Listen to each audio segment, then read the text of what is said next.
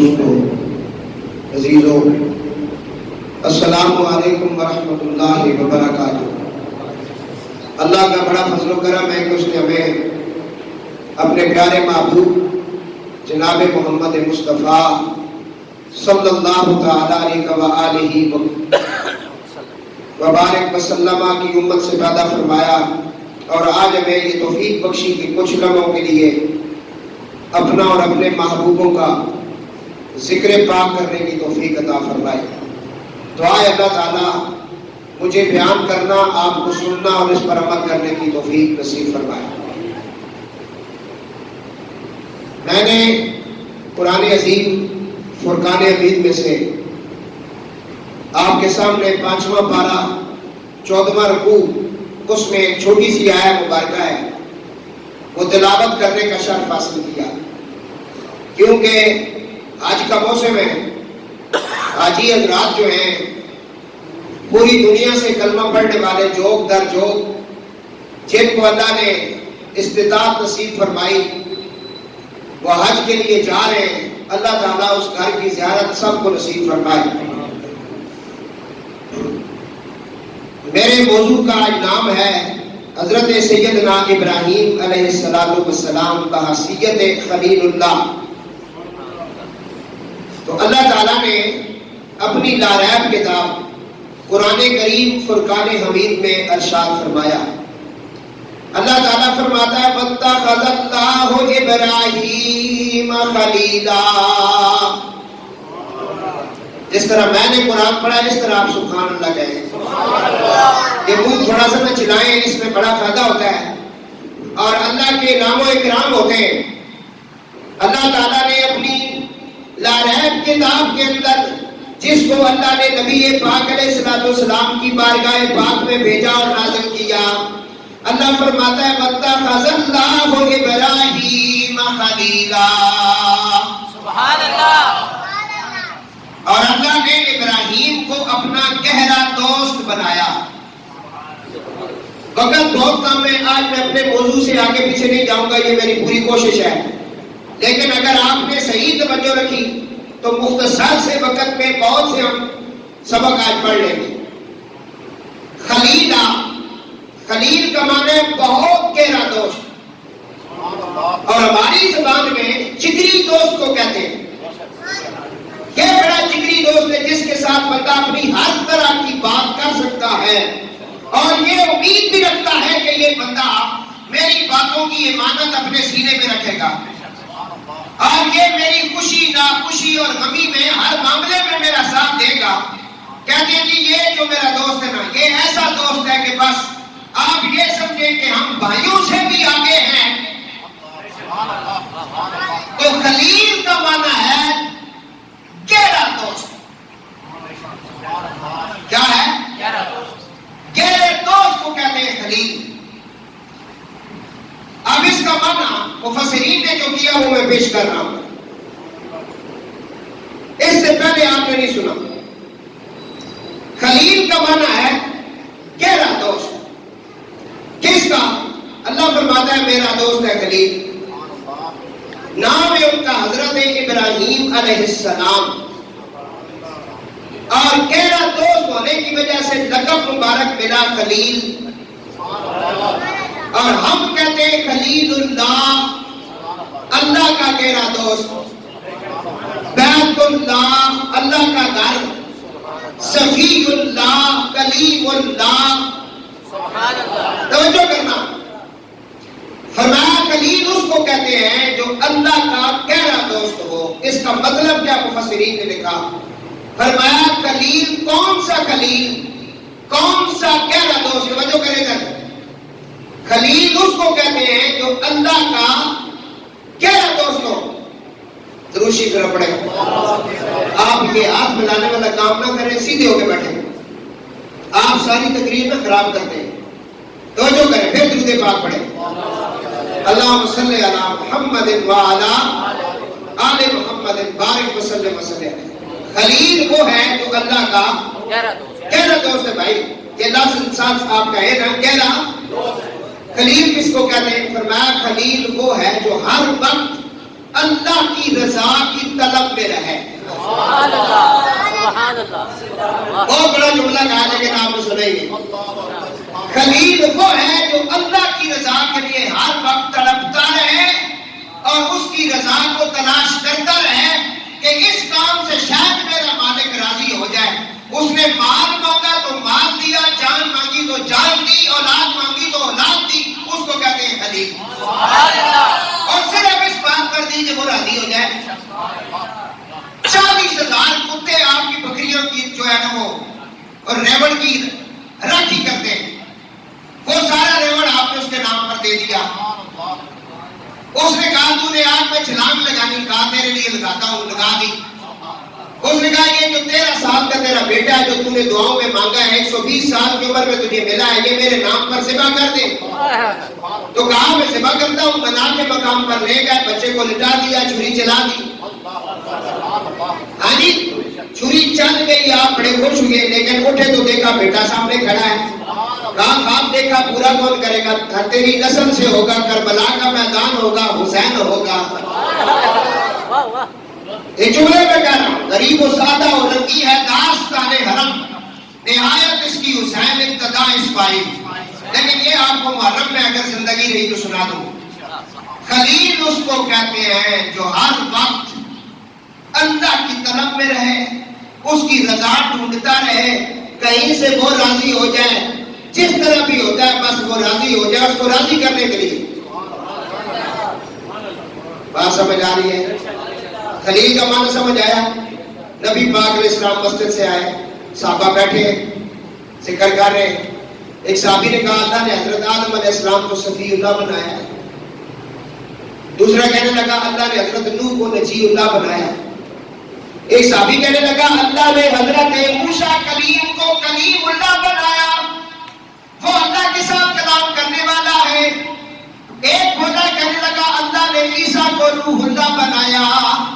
ایک نے کہا اللہ نے اسماعیل کو ذبیح اللہ کے مقام پر فائز کیا. ایک صحابی کہنے لگا اللہ نے حضرت ابراہیم علیہ السلام کو اپنا خلیل بنایا ہے اور وہ خلیل اللہ بن چکے ہیں. نبی کریم علیہ السلام نے اپنے غلاموں کی یہ گفتگو جب سنی، حضور نے فرمایا تم نے ٹھیک کہا ہے، آدم صفی اللہ ہے، ابراہیم خلیل اللہ ہے، اسماعیل ذبیح اللہ ہے، موسیٰ کلیم اللہ ہے، نوح نجی اللہ ہے. میں نے سن لیا، میں مانتا ہوں، لیکن اللہ نے مجھے انا حبیب اللہ، مجھے اپنا حبیب بنایا ہے. خلیل میں اور حبیب میں فرق ہوتا ہے.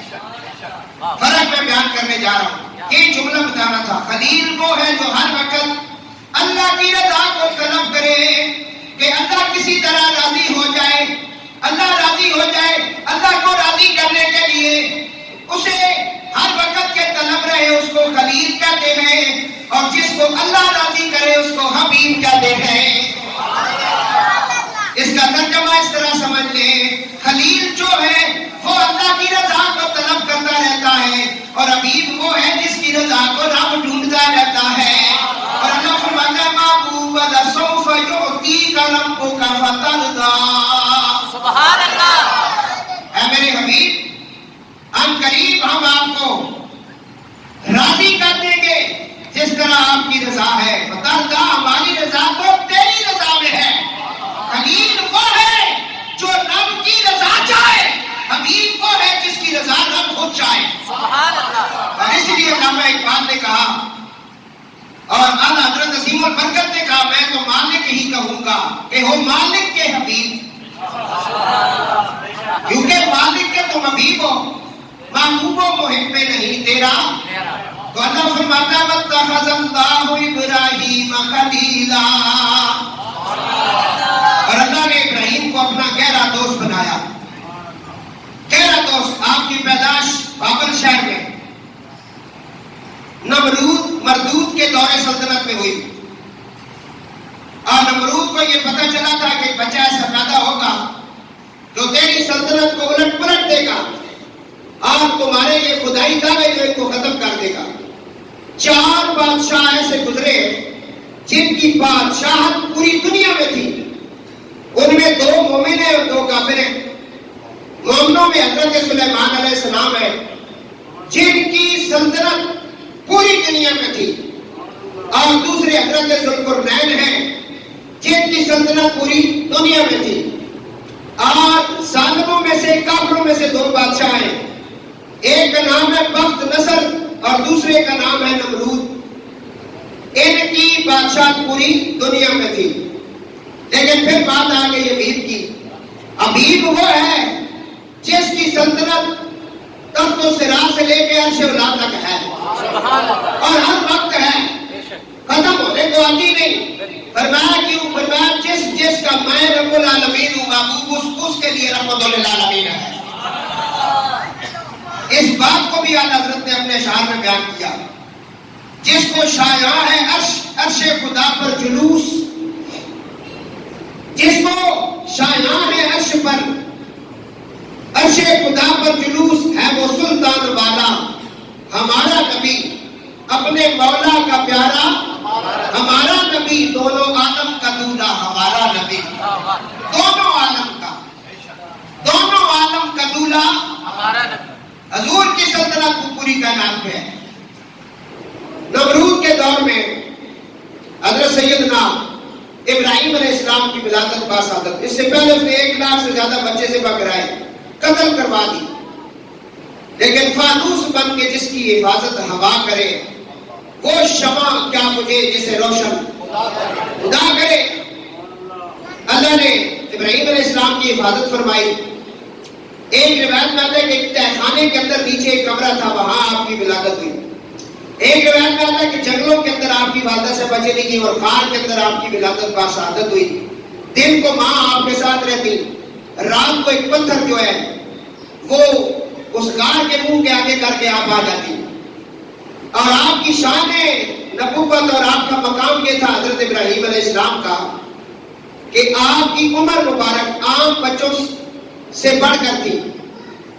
1 مہینہ جب عام بچوں کی عمر ہوتی تھی نا, 1 ماہ 30 دن, اس وقت آپ کی عمر مبارکہ 12 مہینے بن جاتی تھی. آپ 1 مہینے میں 1 سال کے ہوتے تھے.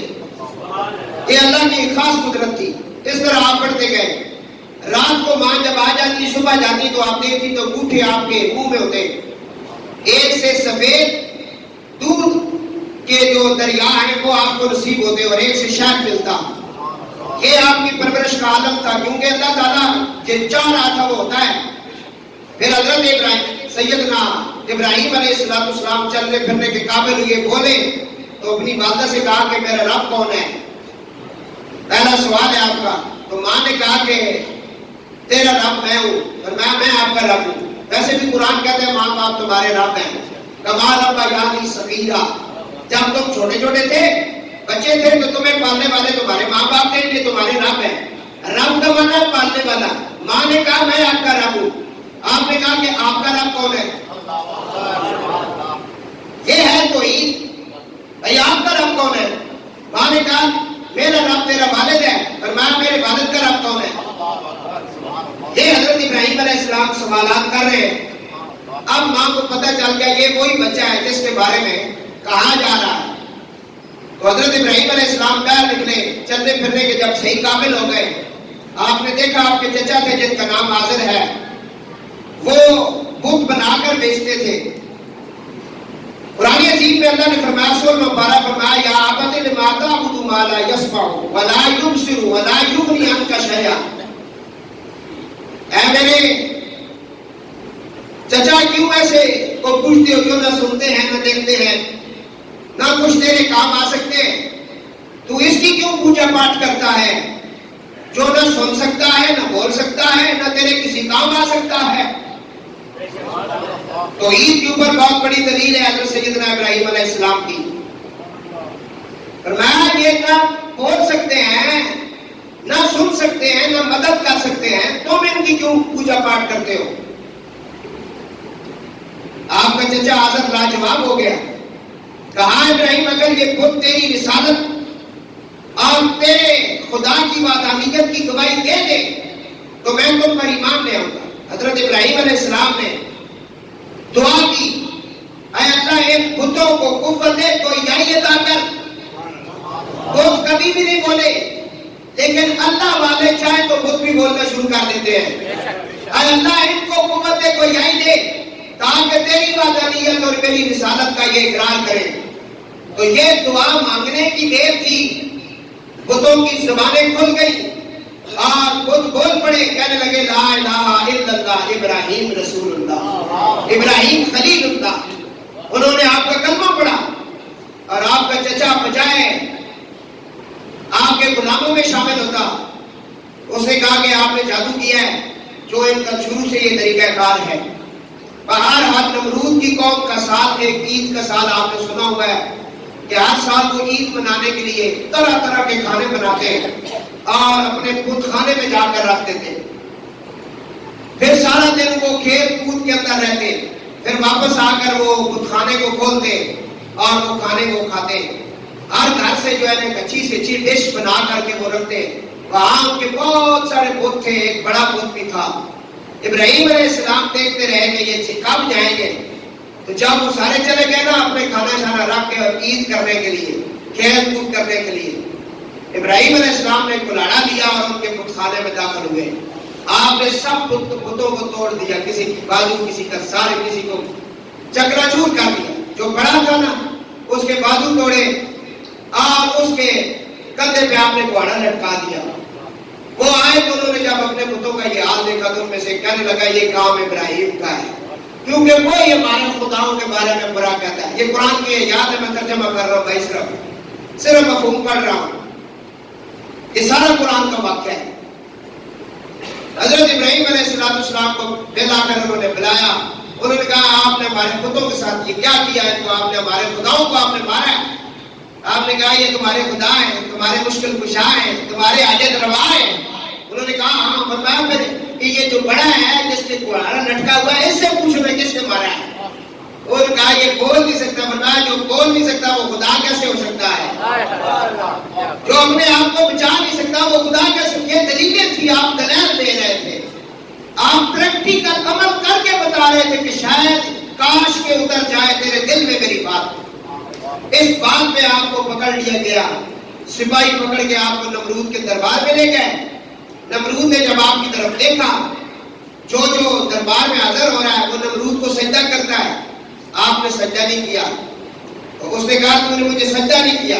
حضرت سیدنا ابراہیم علیہ السلام نے فرمایا میں سجدہ اس کو کرتا ہوں ربی الذی یحیی و یمیت قال انا احیی و امیت. میرا رب وہ ہے جو جلاتا بھی ہے، مارتا بھی ہے، زندہ بھی کرتا ہے، مارتا بھی ہے. بولا میں بھی جلاتا اور مارتا ہوں. کہا میں اس کو سجدہ کرتا ہوں جو زندگی بھی دیتا ہے، موت بھی دیتا ہے اور موت کے بعد پھر زندہ بھی کرے گا. ہم تو اس کو سجدہ کرتے ہیں. آگے سے نمرود بولا کہنے لگا یہ کام تو میں بھی کر سکتا ہوں. اس نے 2 قیدی منگوائے. ایک کو سزائے موت کا حکم تھا. اس وقت کے منصف نے کہا تھا کہ اس کو سزائے موت دی جائے. اس نے چھوڑ دیا جو سزا کا مستحق تھا، اور جس کا صرف قید تھی اس کو قتل کر ڈالا. کہا دیکھا میں نے اس کو زندہ کر دیا، اس کو مار دیا. کہا یہ مفہوم نہیں ہے جو تم سمجھے ہو. اور اس وقت حضرت ابراہیم علیہ السلام یہ سمجھ گیا کہ نمرود جتنا بیوقوف دنیا میں کوئی نہیں. آپ نے ایک اور سوال اس کے اوپر کر دیا کہ شاید اس کے مجمع میں یہ جو لوگ بیٹھے ہیں شاید ان میں کوئی ایسا ہو جس کو حقیقت نصیب ہو جائے. آپ نے ایک سوال کر دیا. آپ نے فرمایا میرا رب جو ہے نا وہ سورج کو مشرق سے نکالتا ہے، مغرب پہ جا غروب کرتا ہے. تو اگر رب ہے یا خدا بنا ہوا ہے تو پھر سورج کو حکم دے کہ وہ مغرب سے نکلے گا. اس وقت وہ اس بات پہ خاموش ہو گیا، لاجواب ہو گیا کہ کیسے جواب دوں، کیونکہ ثم یمیتکم ثم یحییکم کے مفہوم کو وہ نہ سمجھا تھا. تو اس بات پہ حضرت سیدنا ابراہیم علیہ السلام کو قید خانے میں ڈال دیا گیا. نارے نمرود جسے کہتے ہیں وہ آگ جلائی گئی. 30 گز 20 گز چوڑی 30 گز لمبی دیوار کھڑی کی گئی بڑے بڑے پتھروں کی. اس کے اندر آگ جلا دی گئی. 1 مہینے تک آگ جلتی رہی. اس کی تپش اتنی تھی اس علاقے میں رہنے والے لوگ تنگ آ گئے. حالانکہ ان کی عورتیں منتے مان کر کہ ہمارے خداؤں کا جو دشمن ہے اس کو کو ہم جلائیں گے. مفسرین کہتے ہیں کہ منتے مانی عورتوں نے جنگلوں میں چلی جاتی, وہاں سے بڑے بڑے کٹھے جو ہے نا وہ لکڑیوں کو اٹھا کر لاتی, اور 1 مہینے تک آگ چلتی رہی. وہ آگ اتنی تیز تھی کہ اوپر سے اگر کوئی پرندہ گزرتا تو وہ کباب بن جاتا. وہ آسمانوں سے باتیں کرتی, اتنی تیز آگ انہوں نے چلائی. تو بل آ کر اس آگ میں حضرت ابراہیم علیہ السلام کو ڈالنے کے لیے اب ان کے پاس کوئی ایسا پروگرام نہیں تھا کہ کیسے ڈالا جائے, کیونکہ تپش ہے تو جو قریب جائے گا وہ خود جل جائے گا. تو کیا کیا جائے؟ وہاں ایک بوڑھا آیا, اس نے کہا یہ جو تمہارے ارادے ہیں اس میں بھی شامل ہوں, میں بھی نمرود کو داد دیتا ہوں کہ اس نے ہمارے خداؤں کے دشمن کے لیے یہ آگ جلائی ہے. طریقہ میں بتاتا ہوں. اس نے کہا تم ایک منجنیق بناؤ, اس منجنیق میں اسے بٹھاؤ اور اس کی رسیاں کھینچو اور چھوڑ دو. جب وہ اس کے اندر جائے گا تو جل جائے گا, رسیاں بھی جل جائیں گی, اور جو بندے رسیاں کھینچنے والے ہوں گے وہ بھی بچ جائیں گے. اس نے کہا یہ تجھے پروگرام کہاں سے ملا ہے؟ مفسرین لکھتے ہیں کہ وہ جو بوڑھے کی شکل میں بابا کھڑا تھا نا, یہ اصل میں شیطان تھا. ابو جہل وغیرہ کے پاس بھی کئی دفعہ آیا اور کہا میرا نام ابو البختری ہے, میں نجد سے آیا ہوں. پتہ چلا سارے بابے بھی ٹھیک نہیں ہوتے ہیں جی, بڑے بڑے فریبی بابے بھی ہوتے لوگ, اتنی صرف داڑھی ادھر تک نہ رہ کر اندروں بڑے بڑے یزید بھی ہوتے ہیں. اور بولو نا جی جی, میں ویڈیو تک نہ رہا, چھوٹی چھوٹی بچیوں کے ساتھ برا کام کرتے ہیں. ہاں ہاں, وہ مشورہ دیتا ہے نا وہ سب, اور میں مشورہ کے لیے تکا کرو کس کو لینے پہ ہو, اس طرح جو ہے اس کو کرنا ہے. اور دوسرا یہ ہے کہ جس جگہ تم نے یہ آگ جلائی ہے اس کے قریب زنا کرواؤ, اتنا کراؤ کہ رحمت کے فرشتے یہاں اس کی مدد کے لیے نہ آ سکے. یہ بھی وہ جانتا تھا. اس نے کہا ایسے کرو, زیادہ سے زیادہ برائی کراؤ, اور منجنیق بنانے کا طریقہ بتایا. وہ کہا تو انہیں کہاں سیکھا ہے؟ مفسرین لکھتے ہیں کہ شیطان کو جب رادہ درگاہ کیا گیا نا, کیونکہ جنت جہنم اس نے دیکھی ہوئی ہے, بولو نا, اس کو تھے منجنیق تکی سی کہ بڑے بڑے گستاخاں نو, نمرود نو, حمان نو, شداد کو, فرعون کو, اور یہ بڑے بڑے جو یزیدی ہیں ان کو کس طرح بٹھا کر کے جہنم کی آگ میں دھکیلا جائے گا, یہ طریقہ اس نے بتایا. المختصر حضرت ابراہیم علیہ السلام کو منجنیق میں بٹھا کر کے اس کی رسیاں کھینچنے جب لگے, اس وقت اللہ نے فرشتوں کے پریزیڈنٹ جبریل امین سے کہا کہ پہنچو. جبریل حضرت خلیل اللہ علیہ السلام کی بارگاہ میں پہنچا, عرض کرنے لگا ہے اللہ کے خلیل اگر آپ حکم دیں, کیونکہ میں اس جگہ جا سکتا ہوں جس جگہ آپ نہیں جا سکتے. حضرت سیدنا ابراہیم علیہ السلام نے فرمایا مجھے تیری ضرورت نہیں, تیری حاجت کی ضرورت نہیں, کیونکہ جانتا ہے میرا رب جلیل کہ آگ میں جاتا ہے اب اس کا قدیم. میں جس کے لیے کود رہا ہوں وہ سارا جانتا ہے, تو میری کیا حاجت پوری کرے گا؟ اور یہ جواب حضور نے اس کو سدرۃ المنتہا کے مقام پر جبریل کو دیا تھا. فرمایا جبریل آگے چلو. کہنے لگا یا رسول اللہ میں مکے سے مدینہ, مدینے سے میں مسجد اقصی, اقصی سے آگے ثم اوریجا یہاں تک پہنچا, لیکن یہاں سے آگے جاؤں تو میرے پر چلتے ہیں. حضور نے کہا سن میں وہاں جا سکتا ہوں جہاں تو نہیں جا سکتا, کیونکہ تو نے میرے دادا سے کہا تھا. آج میں محمد وہاں جا سکتا ہوں جہاں تو نہیں جا سکتا. تو میرے دوستو حضرت سیدنا ابراہیم علیہ السلام نے اس کی مدد کو نہیں مانگا. فرمایا میرا رب جانتا ہے, کیونکہ خلیل کا معنی یہ ہے کہ جو گہرا دوست ہوتا ہے وہ ہر وقت اس کی رضا کی طلب میں رہتا ہے کہ کس طرح وہ راضی ہو جائے. فرمایا نارے نمرود نے چھلانگ لگانی ہے اپنے دوست کے لیے. رسیوں کو کھینچ لیا گیا. اب منجنیق سے حضرت ابراہیم علیہ السلام آگ کی طرف جانے لگے. آگ کی فطرت تھی جلانا, کیونکہ اس نے تو راک کرنا تھا, جلانا تھا. اللہ تعالیٰ نے اعلان فرمایا, فرمایا قُلْنَا يَا نَارُ كُونِي بَرْدًا وَسَلَامًا عَلَىٰ إِبْرَاهِيمَ. خبردار اے آگ, خبردار میرا خلیل آ رہا ہے, کبھی آ جا, گلزار بن جا میرے محبوب پر, میرے خلیل پر. فطرت تھی اس کی جلانا. جسے سمجھ نہیں آئی ابھی واپس لے لے, ہم اس کو ٹرائی کر کے بتا دیتے ہیں. فطرت کیا ہے؟ اور سے کیا فطرت ہے؟ چھری کی فطرت کیا ہے؟ اسماعیل کا حلق نازک ہے، چھری چل رہی ہے، بڑے زور سے چلی، کوئی چھری پتھر پر ماری، پتھر کے ٹکڑے ہو گئے، حلق کو نہیں کاٹ رہی۔ کہا کہ جب اللہ کے محبوبوں کے ہاتھ کوئی چیز چڑھ جائے فطرتیں بدل جاتی ہیں۔ اللہ اپنے خلیل اور محبوب کا یہ مقام بتا رہا ہے، فطرتیں بدل جاتی ہیں۔ کتے کی فطرت ہے، لوڑے میں کتے بھونکتے ہیں یا کہ نہیں؟ بولو نا یرا، ہر جگہ کتے کی فطرت کیا ہے؟ اس کے پورے خاندان کو اکٹھا کر لو، ان کی فطرت میں بھونکنا ہے۔ لیکن ایک کتا ایسا بھی ہے جس کا قرآن ذکر کرتا ہے، وہ کتا ولیوں کو نہیں بھونکا۔ انہوں نے کہا تو بھونکے گا ہم پکڑے جائیں گے، کیونکہ ہم تو علاقہ چھوڑ کے جا رہے ہیں۔ کتا شور اس لیے کرتا ہے نا، چور آ گیا یا یہ ادھر جا رہا وہ ہو گیا، تو مالک جان پڑتے ہیں، ریفلے نکال لیتے ہیں، ڈنڈے اٹھا لیتے ہیں، کلاڑیاں اٹھا لیتے ہیں، کون آیا ہے کہ کتا ہمارا بہت شور کر رہا ہے؟ یہ اسی طرح ہوتا ہے۔ تو وجیانوس بادشاہ سے تنگ آ کر جب ولیوں نے علاقہ چھوڑا تو کتا بھونکنا ہے، کتا تو جب انہوں نے کتا دیکھا تو انہوں نے کعبہ سے بڑا پکایا۔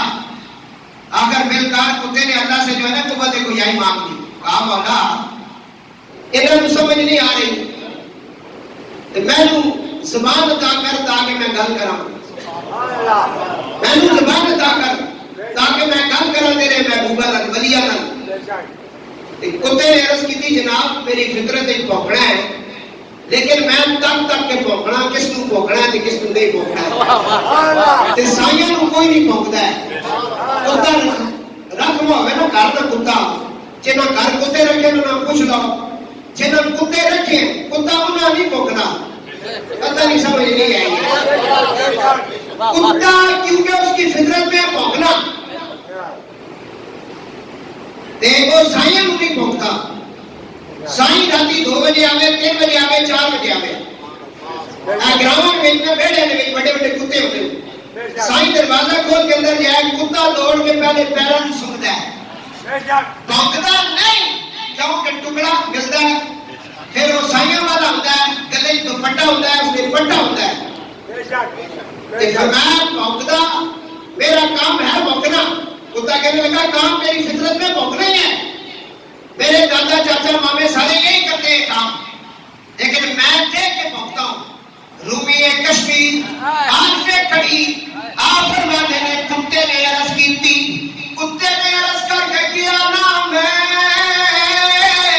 بھونکا تے نا میں ٹوکا تے نا میں شوری مچا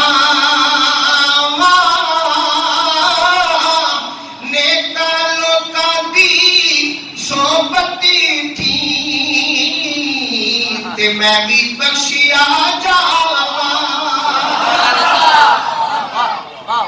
کہا میں تو نسبت میں آ گیا، پتہ چلا فطرت ہے بھونکنا۔ تو یہاں جو آپ سن رہے ہیں آپ کی فطرت ہے، بولو نا، لیکن جب خلیل گیا آپ کی طرف آواز آئی کن لا یا نار کونی بردم و سلام علی ابراہیم، میرے ابراہیم پر ٹھنڈی ہو جائے۔ حضور نے فرمایا اگر علی ابراہیم کا لفظ استعمال نہ ہوتا، اب یہ حدیث پڑھ رہا ہوں کہ میرے ابراہیم پہ ٹھنڈی ہو گئی، فرمایا پھر پوری دنیا میں آگ سے کوئی بندہ فائدہ نہ اٹھا سکتا۔ یہ آڑی جو پکتی ہے کس میں پکتی ہے؟ آگ میں پکتی ہے نا، آگ بڑی فائدہ مند چیز ہے۔ یہ علی ابراہیم یہ کرم ہے اس کا کہ اس نے صرف ابراہیم کے لیے کہا ہے۔ حضرت ابراہیم علیہ السلام میں نیچے پھینچی گئی رسیاں، آپ جب نارے نمرود میں پہنچے، وہ انگارے، وہ کوئلے جو پک رہے تھے آپ کے ساتھ، وہ جو ہے طرح طرح کے اور بہت ساری قسموں کے پھول بن کر آپ کے سامنے گلزار بن گئے۔ اب یہ واقعہ اپنے مکان کی چھت کے اوپر کھڑے ہو کر بلندی کے اوپر نمرود بھی دیکھ رہا تھا اور اس کی بیٹی رغفہ بھی دیکھ رہی تھی۔ اس نے دیکھا کہ یہ تو گلزار بن گیا ہے، یہ کوئی آم نہیں ہے، یہ کوئی گھاس ہے۔ اس نے اوپر سے چھلانگ لگائی، کی بیٹی نے چھلانگ لگا دی، دشمن کی بیٹی خدا کے دوست کی بارگاہ میں پہنچی، آپ نے سر پہ دستک کا ہاتھ رکھا، آپ نے کہا تم ادھر کدھر آئی ہو، تمہارا باپ تو مانتا ہی نہیں۔ اس نے کہا میں مان گئی، میں تیرے رب کو مانتی ہوں، جس نے اس آگ کو تیرے اوپر گلزار کیا ہے، میں اس کی وحدانیت کی قسم اٹھاتی ہوں، تو واقعی اللہ کا خلیل ہے، رسول ہے۔ اس لڑکی نے آپ کے دست مبارک پر توبہ کی اور کلمہ حق پڑھ لیا۔ بعد میں آپ نے کہا کہ اب تم اپنے والد کے پاس چلی جاؤ۔ وہ لڑکی وہاں سے نکلی، باپ کے پاس پہنچی، اس نے بڑا سمجھایا کہ تو نے میرے دشمن کے ساتھ ایکا کر لیا ہے، اور علماء کہتے ہیں کہ باپ بھی سمجھ چکا تھا کہ خلیل سچا ہے، ابو جہل بھی جانتا تھا حضور سچے ہیں، یہ وہ جانتے تھے، لیکن ان کا تکبر اور ان کی انا نے انہیں کلمہ نہیں پڑھنے دیا۔ نمرود نے کہا کہ میری نیا مجھے کیا کہے گی کہ میں نے اگر کلمہ پڑھ لیا تو میرا تو بڑا بھیڑا گرک ہو جائے گا، ساری زندگی میں سجدے کرواتا رہا ہوں، کلمہ نہیں پڑھا۔ پھر آ کر اس نے اپنی بیٹی کو سزا دی، کہا اسے گرم ریت کے اوپر لٹا دیا جائے، سب سزائیں دی گئی اسے۔ خارج النبوہ میں ملا حسین کاشفی اللہ رحمہ لکھتے ہیں اس لڑکی کو نبی کا کلمہ پڑھنے پر اور نبی کی ناموس پہ جب امتحان آتا ہے تو پھر وہ امتحان لیتے ہیں کہ یہ عشق میں پکا ہے یا کچا ہے، یہ ہوتا ہے۔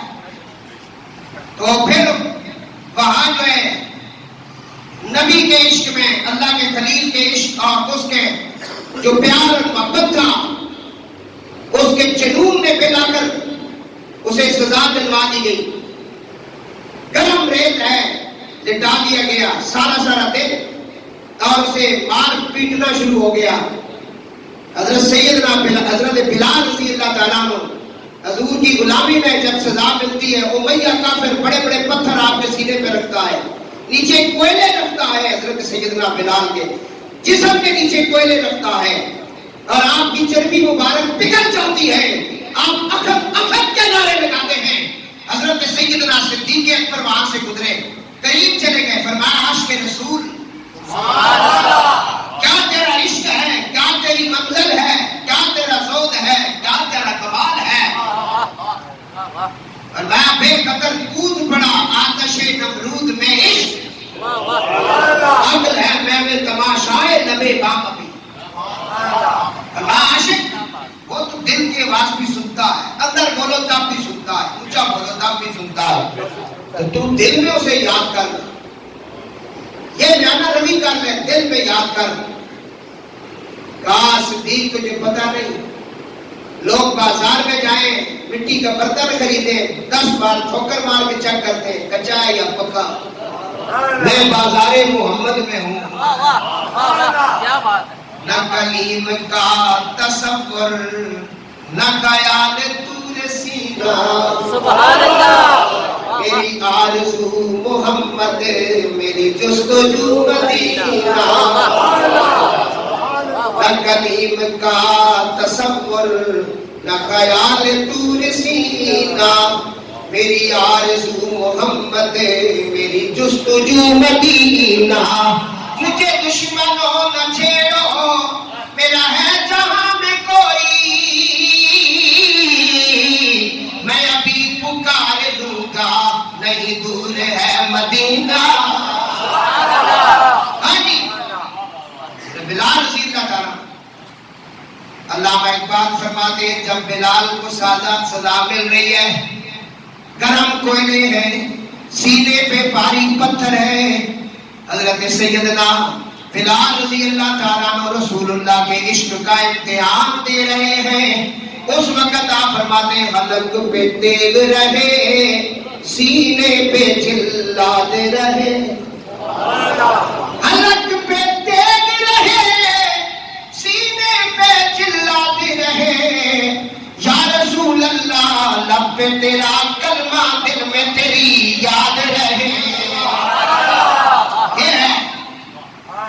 حضرت بلال تو یہاں نمرود کی بیٹی کو سزا، رب العالمین نے فرمایا کافی امتحان دیا اس لڑکی نے، میرے خلیل کے عشق میں میری وحدانیت کو ماننے کے بعد کافی سزا لے چکی ہے، کافی امتحان دے چکی ہے، تو رب العالمین نے فرمایا جبریل جی یا رب جلیل، فرمایا اب تو ہی مددگار بن کر، کیونکہ انما ولیکم اللہ ورسولہ والذین آمنوا، بے شک تمہارا مددگار اللہ ہے اور اس کا بولو نا، اور اس کا اور وہ لوگ جو ایمان لائے۔ اب اس کی تفصیل بڑی لمبی ہے۔ اللہ کی مدد ذاتی ہے، رسول کی مدد عطائی ہے۔ جبریل کو بھی اذن ہوا مدد کے لیے۔ اگر کوئی بندہ کہے یا رسول اللہ مدد، یہ کوئی شرک نہیں، یہ اللہ کا حکم ہے۔ اگر کوئی کسی ولی کو مدد کے لیے پکارے تو شرک نہیں، کیونکہ یہ بھی حکم ہے۔ رب العالمین نے فرمایا بے شک تمہارا مددگار اللہ بھی ہے، اللہ کا رسول بھی ہے، اور جو ایمان لائے وہ بھی مددگار ہے، جبریل بھی مددگار ہے۔ میدان بدر ہے، میدان بدر ہے، صحابہ فرماتے ہیں ہماری تلوار اٹھانے سے پہلے کافر جو ہے کئی ٹکڑوں میں تبدیل ہو جاتے تھے، کسی کا سر ادھر پڑا ہے، بازو ادھر پڑا ہے، اور آواز آتی ہے زوم آگے بڑھ، ہے زوم آگے بڑھ۔ کہا یا رسول اللہ کس کی مدد ہے؟ یہ کون ہے جو ہمارے ساتھ کفار کو کاٹنے کے لیے کھڑا ہے؟ حضور نے فرمایا میرے غلاموں میری آنکھوں سے دیکھو، جبریل کھڑا ہے، جبریل کے ساتھ ہی کھڑے ہیں۔ آئے کہ نہیں؟ اللہ نے کہا کہ جلدی جاؤ، اب نمرود کی بیٹی کا امتحان ختم ہوا۔ تو پھر حضرت جبریل علیہ السلام پہنچے، وہاں سے اس لڑکی کو نکالا، اور پھر وہ لڑکی حضرت ابراہیم علیہ السلام کی بارگاہ میں آ گئی۔ لمبا واقعہ کے بعد میں آپ نے اپنے پوتے حضرت مدین علیہ السلام کے ساتھ اس لڑکی کا نکاح کر دیا۔ وہاں سے آپ گزرے، مصر کا علاقہ ہے، بادشاہ ظالم ہے، آپ کی زوجہ پاک حضرت سارہ سلام اللہ علیہ یہ آپ کے ساتھ ہیں۔ تو اس کا دستور یہ تھا کہ جو بھی نیا نویلا جوڑا دولہا دلہن ہوتے تو دلہن کو پہلی رات جو ہے اس بادشاہ کے پاس گزارنا پڑتی، اگر وہ اسے پسند آتی تو وہ رکھ لیتا، پسند آتی تو بھیج دیتا۔ اس کے سپاہیوں نے اسے جا کر کے بتایا کہ پیچھے جو قافلہ آیا ہمارے دروازے پہ کھڑا ہے، اس قافلے میں بڑا حسین و جمیل جوڑا ہے، کہا اس کی زوجہ کو پکڑ کے لے آؤ۔ اور وہ حسین و جمیل حضرت سارہ سلام اللہ علیہ، حضرت ابراہیم کو باہر کھڑے کر دیا گیا۔ ایک روایت میں آیا کہ آپ کو کمرے میں بند کیا گیا۔ ظالم بادشاہ نے حضرت سارہ کی طرف اپنا ہاتھ بڑھایا، ہاتھ پر فالج گر گیا، معافی مانگی، کہا میں تجھے تیرے رب کی قسم دیتا ہوں مجھے معاف کر، میں بی بی اس سے پہلے بہت سے برائیاں کر چکا ہوں، لیکن اتنی عظمت والی شان والی بی بی میں نے نہیں دیکھی۔ آپ نے معاف کیا، اس نے پھر ہاتھ بڑھایا، فرمایا جبریل جی یا رب جلیل، فرمایا خلیل بار ہے، زوجہ اندر ہے، آگے دیواریں ہیں، یا اللہ میرے لیے کیا حکم ہے؟ فرمایا دیواروں کو شیشہ بنا تاکہ میرا خلیل دستور کے مطابق مسلسل اپنی زوجہ کو دیکھتا رہے، دل میں شک نہ آئے، کیونکہ یہ سادات کی نانی جان ہے، وہ جدے آنا ہے، ان کی شانیں میں آگے بیان کروں گا، ان سے جب پا جائیں گے میں آواز دوں گا، انما یرید اللہ لیذہب عنکم الرجس اہل البیت ویطہرکم تطہیرا۔ دیواروں کو شیشہ بنایا گیا، خلیل پیر دیکھتے ہیں، اس نے ہاتھ بڑھایا، فالج گر گیا، معافی ملی، ٹھیک ہوا، تندرست ہوا، پھر ہاتھ بڑھایا، پھر فالج پڑ گیا، پھر معافی مانگی، بی بی نے دوسری بار بھی معافی دی، اس نے تیسری بار یہ عمل کیا، اب ایسی معافی مانگی، کہا کہ مجھے میرے جو میں سم اٹھاتا ہوں معاف کر۔ حضرت سارہ سلام اللہ علیہ نے معاف کیا۔ اس نے اس خوشی کے اندر توبہ کی اور اپنی حسین و جمیل کنیز جن کا نام حضرت ہاجرہ سلام اللہ علیہ ان کو بلایا، کہا اس دلہن کا دولہا کہاں ہے؟ حضرت ابراہیم علیہ السلام سے بھی معافی مانگی، کہا کہ یہ جو ہاجرہ ہے اس کو میں تیری بیوی کی خادمہ بنا کر دیتا ہوں، میری طرف سے لے جاؤ، کیونکہ اس کی شان میں دیکھ چکا ہوں، اس کی کرامات میں دیکھ چکا ہوں، تو وہ آپ کو تحفے میں ملی۔ بعد میں حضرت سارہ کی کیونکہ اولادیں تھی تو انہوں نے حضرت ہاجرہ کے ساتھ حضرت ابراہیم کا نکاح کروا دیا۔ پھر حضرت ہاجرہ سے حضرت اسماعیل علیہ السلام کی ولادت باسعادت ہوئی۔ اب وہ بچے کے ساتھ بہت زیادہ مانوس ہو گئے، حضرت ابراہیم بچے سے زیادہ پیار کرتے ہیں۔ پہلی زوجہ کو ٹائم کم ملتا ہے، یہ مطلب فطرتی طور پہ ہوتا ہے، اور پہلی جس بیوی سے اولاد ہے وہ بیوی بھی جو ہے نا بچے کے ساتھ بہت زیادہ، اس پر آپ کو رکش آ گیا۔ آپ نے کہا کہ ابراہیم میں دیکھ رہی ہوں کہ تیری ساری توجہ ادھر چلی گئی، حضرت ہاجرہ کی طرف اور اپنے بچے کی طرف، تم اس طرح کرو اس بچے کو اور اس کی ماں کو ایسی جگہ چھوڑ کے آؤ جو جنگل بیابان ہو، جہاں انہیں چھوڑ آؤ۔ یہ دیکھیں امتحانات دیکھیں بھائی، اصل میں اس کے پیچھے بہت بڑی جو ہے نا وہ پس پردہ بات تھی کہ یہ جس جگہ چھوڑ کے آئیں گے اس جگہ پھر بیت اللہ ہوگا اور پھر آگے ہوگا۔ کہا آدم یہ دانا نہ کھانا، دانا نہ کھاتے تو تم مسجد میں ہوتے ہیں۔ یہ تو سب مہربانی نے فرمائی ہے، دانے کی ساری کمال ہے، انہاں کھا جاتے تسی بھی آگے ہو، مجھا کو سبحان اللہ۔ جیسا نہیں سمجھ آئی ہو بھی آگے، مانا مانے دا میلا، گرو منے دا چیلا، کیا ہو غلام رسول بھائی؟ مان منے دا میلا، گرو منے دا چیلا۔ یہ جملہ میں نہیں کھولتا، یہ کھول دیں گے کبھی، جس نے مان لیا اس کو کیا ضرورت ہے پھر؟ اب مانا ہوا تھا نا، حضرت سارہ نے کہا کہ یہ بچہ اور بیوی جو ہے نا آپ مجھ سے برداشت نہیں ہو رہے بھائی، کیونکہ تیری ساری توجہات ادھر چلی گئی۔ ابراہیم علیہ السلام بچے کو لے کر اس جگہ پہ پہنچے جس کو کعبہ کہتے ہیں۔ کعبہ کہتے ہیں ابھرنا، جس جگہ سے کوئی چیز ابھرتی ہے۔ پوری دنیا کا جو سیکٹر ہے وہ بیت اللہ کا وہ مکان ہے جسے بیت اللہ کہتے ہیں۔ اللہ نے کہا وہ میرا گھر ہے، میرا گھر ہے۔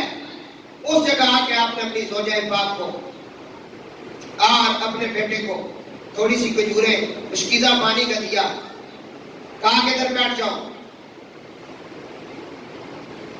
زوجہ کہنے لگی یہ ہمیں کہاں چھوڑ کے جا رہے ہیں؟ آپ خاموش ہو گئے۔ کہا کہ تجھے تیرے رب کا حکم ہے، جس کی اکثر تم بات سناتے ہو، تو میں نے اس کے لیے آگ میں چھلانگیں لگائی، میں نے جنگل میں اس کے لیے وقت گزارا، اس کا حکم ہے۔ ابراہیم علیہ السلام نے فرمایا ہاں میرے رب کا مجھے حکم ہے۔ فرمایا ابراہیم پھر تم جا سکتے ہم بھی تو اسی کے نام پر یہاں بیٹھیں گے۔ ابراہیم علیہ السلام جب چلے تھوڑا سا آگے چلے، رک گئے، سواری کو روکا، روک کر آپ نے بیوی اور بچے کو دیکھا۔ چٹیل میدان ہے، دور دور نہ کوئی درخت ہے، نہ انسان، نہ پرندے، نہ پانی، نہ کچھ، کوئی چیز ایسی نہیں ہے۔ حضرت ابراہیم علیہ السلام نے وہاں دعا مانگی، رب العالمین نے فرمایا ربنا انی اسکنت من ذریتی بوادی غیر ذی زرع عند بیتک المحرم ربنا لیقیموا الصلاة فاجعل أفئدة من الناس تهوی إلیہم وارزقهم من الثمرات لعلهم یشکرون۔ دعا مانگی، اے میرے رب میں نے اپنی کچھ اولاد ایک نالے میں بسائی جس میں کھیتی نہیں ہوتی، تیرے حرمت والے گھر کے پاس، جہاں تیرا حرمت والا گھر ہے اس کے پاس میں نے اپنے اہل و عیال کو بسایا ہے۔ یہ نہیں کہا کہ میں نے چھوڑ دیا، پھر آگے لے جاؤں گا. فرمایا میں نے انہیں سکونت پذیر کر دیا ہے یا یہ یہاں ہی رہیں گے نا؟ مولا تیرا گھر ہے، تیرے پڑوس میں میں نے اپنی بیوی اور بچے کو چھوڑا ہے. وہ مقدر والے لوگ ہوتے ہیں جن کے گھروں کے ساتھ مسجدوں کی دیواریں ہوتی ہیں. انہیں کیا پتا ہے کیا عظمت ہے، کیا شان ہے. وہ بد نصیب ہوتے ہیں جو کہتے ہیں کہ میرا گھر ہے، اور وہ جو فوج کا پتہ نہیں کون سا، وہ کہتا ہے کہ یہ گھر یہاں سے، یہ مسجد یہاں سے شہید کرو کیونکہ اس کی اذان کی آواز میری نیند کو ڈسٹرب کرتی ہے. کہا کہ تو نے اپنا گھر بنایا تو یہ روشندان کیوں رکھا؟ گھر لگا اس لیے رکھا ہے کہ دھوپ آئے گی، ہوا آئے گی، آکسیجن ملے گی. رحمت عالم نے فرمایا اگر تم یہ کہتے کہ اذان کی آواز آئے گی تو دل بھی ہو نا، بندہ بھی مومن ہو. ابراہیم علیہ السلام وادی گہرے سی سر ہے، چٹیل میدان ہے، دور دور تک کوئی سایہ دار درخت نہیں، انسانیت کا نام و نشان نہیں. وہاں جب چھوڑا نا بیوی بچے کو، یہ بہت بڑا امتحان ہے.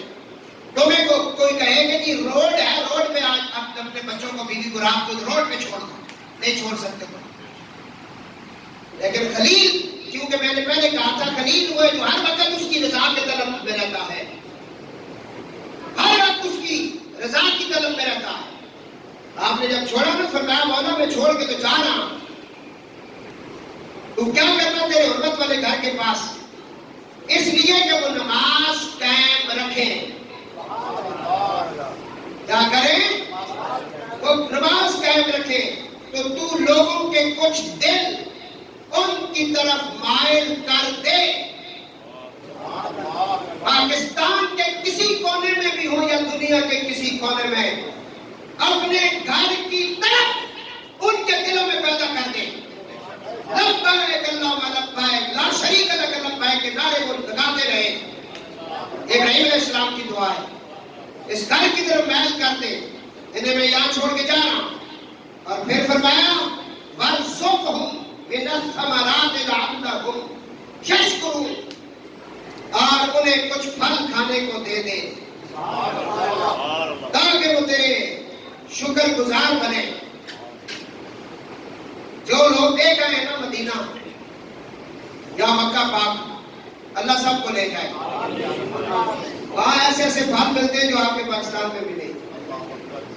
آپ کے پاکستان کا سب سے اچھا پھل وہاں سے ملتا ہے، آپ کے موسم میں ملتا ہے. سخت گرمیوں میں گیا ہوں تو وہاں ہمیں مالٹے ملے. سخت گرمیوں کی بات ہے. مالٹا تو ہمارے موسم سرما میں ہوتا ہے، وہاں آپ کو ملے گا تر و تازہ ملے گا. دنیا کے تمام پھل وہاں آپ کو ملیں گے.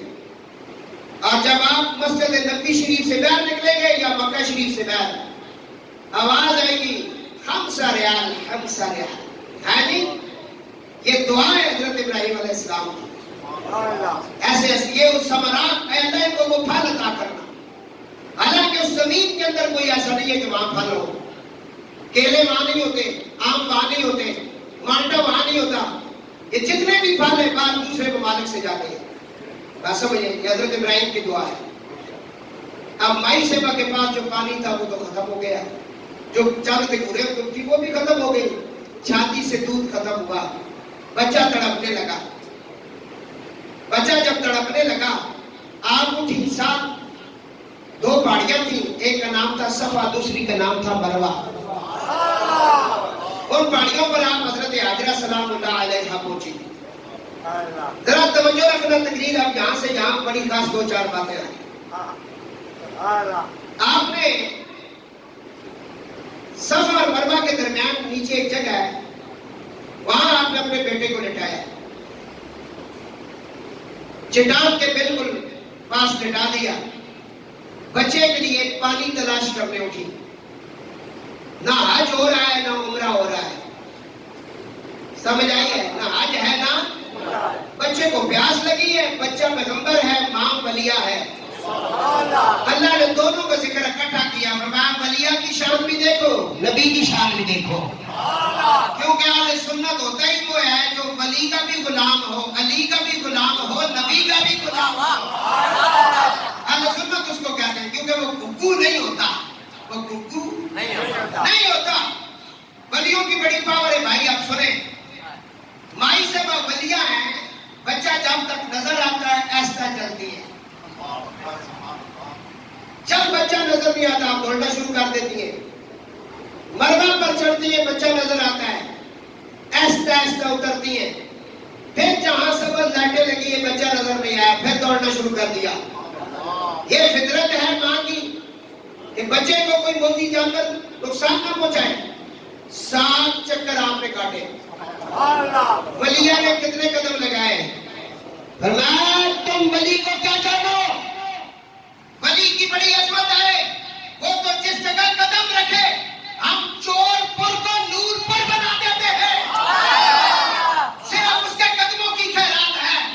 فرمایا یہ قدم تھے ولی کے, ولیہ نے قدم رکھے.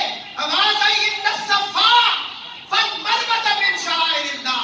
اے لوگوں, پہاڑیاں تو تمہارے مری میں بھی بہت ہیں, دل کے اندر بھی بڑی ہیں, ہر جگہ پہاڑیاں ہی پہاڑیاں ہیں, لیکن سن لو یہ 2 پہاڑیاں جو ہیں جن پہ میری ولیہ کے قدم لگے ہیں, یہ میری نشانیوں میں سے ایک نشانی ہے. سبحان اللہ. میں رب کی نشانی دیکھنا چاہتے ہوں. جی یا اللہ. فرمایا ان الصفا والمروہ من شعائر اللہ.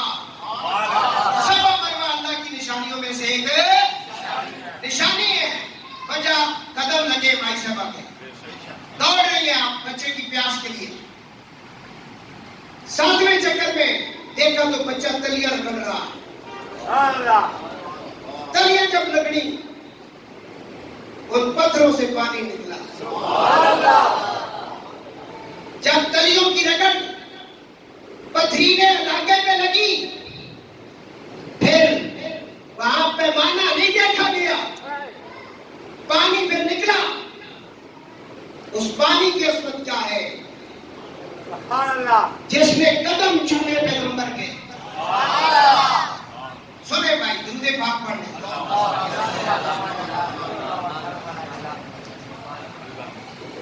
دو پانی ایسے جن کو کھڑے ہو کر پینا چاہیے,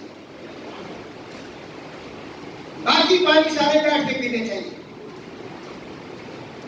جو بندہ جان بوجھ کر کھڑے ہو کر پانی پیتا ہے یہ مکروہ ہے. ہماری میڈیکل کہتی ہے جو بندہ کھڑے ہو کر پانی پیتا ہے اس کے گردے بہت جلدی ناکارہ ہو جاتے ہیں, کیونکہ پانی ایک ایسا ہے کہ جو ہی آپ پیتے ہیں یہ پورے جسم میں جاتا ہے. بیٹھ کر اللہ کے نبی نے کہا بیٹھ کر 3 سانسوں میں بسم اللہ پڑھ کے پیئے, پڑھ کے الحمدللہ پڑھیں, یہ سنت ہے میرے آقا کی. لیکن 2 پانی ایسے جن کو کہا کھڑے ہو کر پیو. مولا علی نے ایک جگہ نماز پڑھی کوفہ کا, زہر کی نماز پڑھنے کے بعد عصر کی نماز کے ٹائم آپ کے پاس پانی پیش کیا گیا. آپ نے وضو فرمایا, کچھ پانی بچ گیا, آپ نے کھڑے ہو کر پیا. وضو کا بچا ہوا پانی کہا یا علی حضور کا حکم میں بیٹھ کر پیے. فرمایا میں نے اپنے آقا کو دیکھا وضو کا بچا ہوا پانی کھڑے ہو کر پیا. میں نے کہا یا رسول اللہ کھڑے ہو کر. فرمایا اس کے اندر شفا ہے, میں چاہتا ہوں کہ دیر نہ لگے, کھڑے ہو کر پیو گے پورے جسم میں یہ اپنی اپنی جگہ پہ پہنچے گا. میں چاہتا ہوں جلدی جلدی پہنچے اور شفا آ جائے. ایک تو یہ ہے, دوسرا ہے آپ سم حضور نے کہا کھڑے ہو کر پیو, کعبے کی طرف منہ کر کے پیو, باادب طریقے سے پیو, دل میں نیک نیت رکھ کے پیو. فرمایا خوب پیو, اتنا پیو کہ تمہارے ہدف تک یہ آ جائے. اگر تمہیں میسر آ جائے نا خوب پیو, پھر اس کو چھوڑنا نہیں. اس کو اگر تمہیں وہاں ہوٹل میں چند دن رہنے کی اجازت مل جائے, اپنے پاس بوتل رکھ لو, حرم میں جاؤ تو بوتل بھر کے لے آؤ. ہوٹل کا پانی نہ پیو بلکہ زمزم پیو, کیونکہ تم عجم سے گئے ہو کہ پھر میسر نہیں آئے گا. فرمایا یا رسول اللہ کیوں؟ فرمایا جدھر جدھر جاتا ہے شفا آ جاتی ہے. پھر اس کے پینے سے دعائیں قبول ہوتی ہیں, اس کے پینے سے دعائیں تو سمجھ نہیں آئی ہے اس پانی میں کیا خاصیت تھی, اتنی عظمت اس کی بیان ہوئی. اس کے اوپر پورا چیپٹر رہتا ہے جو میں بیان کرنا ہے. وجہ کیا تھی؟ فرمایا پانی نے پیغمبر کو چوما اور قدم چومے, وہ پانی متبرک ہو گیا, وہ عظمت والا ہو گیا, وہ شان والا بن گیا. اس نے پیغمبر کے قدم چومے, اور جو پانی قدم چومے وہ